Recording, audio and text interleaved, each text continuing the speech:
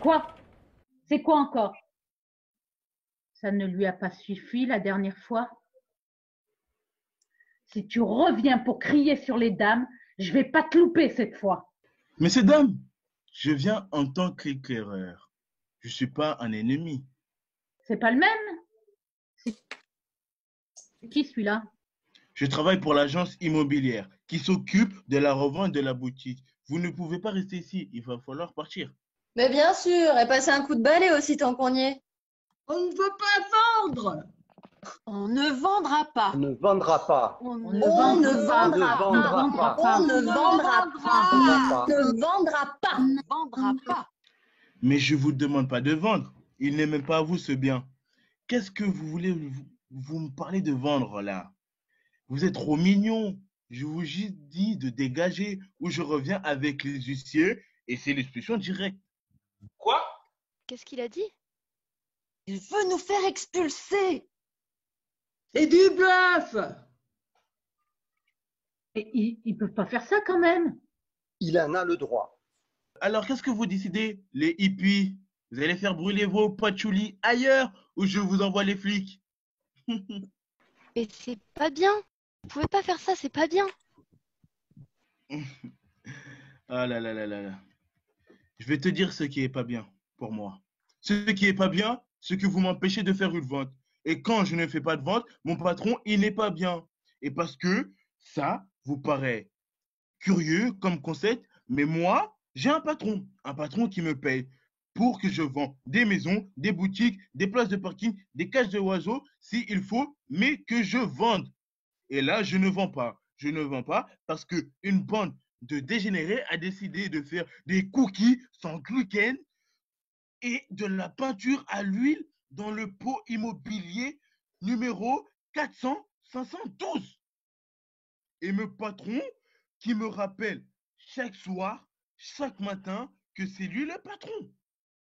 Il n'est pas content et quand le patron n'est pas content, il ne donne pas de prime de fin d'année. Et quand on n'a pas de prime de fin d'année, on ne peut pas offrir de vélo à son fils à Noël. On ne peut pas aller au cinéma avec toute la famille le dimanche après-midi. On ne peut pas payer les cours de piano de la petite. On ne peut pas, on ne peut pas, on ne peut pas. C'est con, mais c'est comme ça. C'est la loi du marché et la loi des patrons. Donc, s'il faut que je vous expulse moi-même à grands coups de pied pour que mon fils ait un vélo à Noël, je n'hésiterai pas une seconde. On peut peut-être s'arranger. Non, madame, on ne peut pas s'arranger. À moins que vous aviez 230 000 euros pour acheter le bail. Oui, le bail. Je ne peux pas. Je ne vois pas comment on pourrait s'arranger sinon. Et vous pensez qu'on va trouver ça sous le sabot d'un cheval? Ah, vous me faites rire. Vous trouvez ça où vous voulez, dans le trou du cul de qui vous voulez. Si vous n'avez pas de quoi payer d'ici les 15 jours, je vous envoie les flics. Et vous avez intérêt à avoir de bons avocats quand ça ira devant le juge. Putain.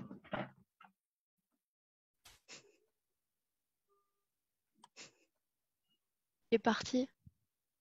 Qu'est-ce qu'on va faire? On va se faire tège. Il y a forcément une solution. À part si t'as des lingots sous ton matelas, je vois pas. Hein. Calmons-nous, calmons-nous. Ils peuvent pas nous expulser par ce froid hivernal. C'est la trêve hivernale. Ça marche pour les logements, ça. Pas pour les boutiques. C'est mort. On est battus.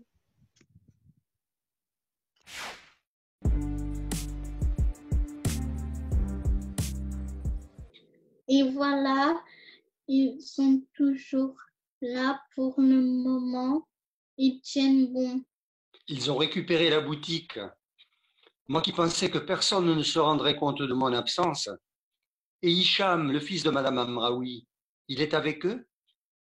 Non, Hicham n'a pas le temps, il est amoureux. Ah, ça a marché finalement avec Alice. Non, c'est une autre, je crois, une nouvelle. Ah, d'accord. Et toi, Comment moi? comment tu vas, toi, Pour de vrai, pour de vrai? pas trop bien.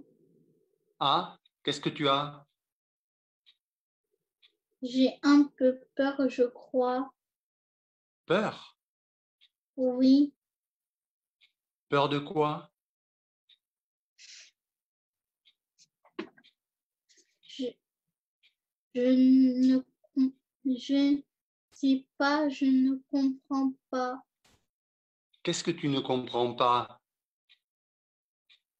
Quel- pourquoi je suis là? Qu'est-ce qu'on fait ici? Tu sais pourquoi tu es là, toi? C'est une question qui te ressemble bien. Je vais réfléchir un peu avant de te répondre. On ne sait jamais d'où viendra le pas de l'ange. Avant de fermer la boutique et de vous quitter, j'ai reçu une lettre. Après la lecture de cette lettre, c'est comme si ma vie avait pris un sens, comme si tout ce que j'avais vécu jusqu'ici n'avait été étendu que vers le moment où je lirais ces mots, vers cette déflagration. Écoute, je te la lis. Ereven, le 28 décembre 2019. Monsieur, cette lettre, si elle vous parvient, va sans doute raviver des souvenirs lointains et douloureux. Il est possible que mes mots soient la clé d'une porte que vous aviez refermée à jamais, que vous ne comptiez pas rouvrir un jour.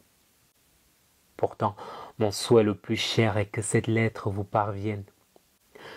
Mon nom est Azad. Cela veut dire espoir dans une langue que vous avez, je crois, enterrée. Hanuman était ma mère. Je suis né dans un petit village près d'Ereven. Depuis petit, tout autour de vous est mystère. Les larmes de ma mère, la tristesse dans son regard, et jusqu'au goût des plats qu'elle nous préparait. J'avais toujours connu le visage de ma mère sombre comme un ciel d'hiver, jusqu'au jour où elle m'a parlé de vous. C'était il y a quelques semaines. Sa maladie avait déjà progressé, mais un rayon de soleil est alors venu réchauffer sa peau. Quand elle parlait de vous, dans les derniers jours de sa vie, ma mère brillait de nouveau. C'est une chose étrange pour moi que de vous écrire aujourd'hui. Comment un homme s'adresse à un autre homme. Je ne vous connais pas, mais il paraît que je vous ressemble. Elle m'a parlé de vous comme d'un homme juste et droit. Elle m'a raconté durant des nuits entières, s'interrompant à peine pour reprendre un peu d'air, comment vous aviez dû fuir pour la protéger, mettre une mer entre vous pour échapper au conflit, à la vengeance. Si vous étiez resté, vous n'auriez pas pu ne pas tuer. C'est ce qu'elle disait. Et ses yeux étaient doux quand elle disait cela. Ma mère m'a appris, durant les derniers jours de sa vie, à ne pas vous haïr, à ne pas vous juger. Elle m'a montré que l'ombre révèle la lumière, sa mort révèle votre vie. Maintenant qu'elle n'est plus, je peux vous retrouver. Je peux essayer de vous comprendre. Mais pour comprendre, il faut entendre. Aujourd'hui, c'est mon souhait le plus cher. Vous entendre. Maman est morte hier. Sa voix s'efface déjà. Dans quelques jours, ma femme Manal et moi accueillerons un petit garçon. Elle est en face de moi à ce moment. Allongée sur la méridienne, elle dort comme une lionne. J'imagine mon fils à l'intérieur de son ventre. Elle est belle. Ils sont beaux. Monsieur, dans quelques jours, vous serez grand-père. Et peut-être qu'un jour, vous voudrez être père. Si je vous parle aujourd'hui, c'est que je le peux. Et peut-être qu'un jour, vous aussi, vous pourrez. Sachez que ce jour-là, une chambre sera prête ici et le lit sera fait. Bien à vous. Azad. Allô? Martine? Oui, moi aussi j'allais t'appeler. Tu as du papier aussi? Oui, moi aussi. Sous la porte aussi, oui. Tu y comprends quelque chose, toi?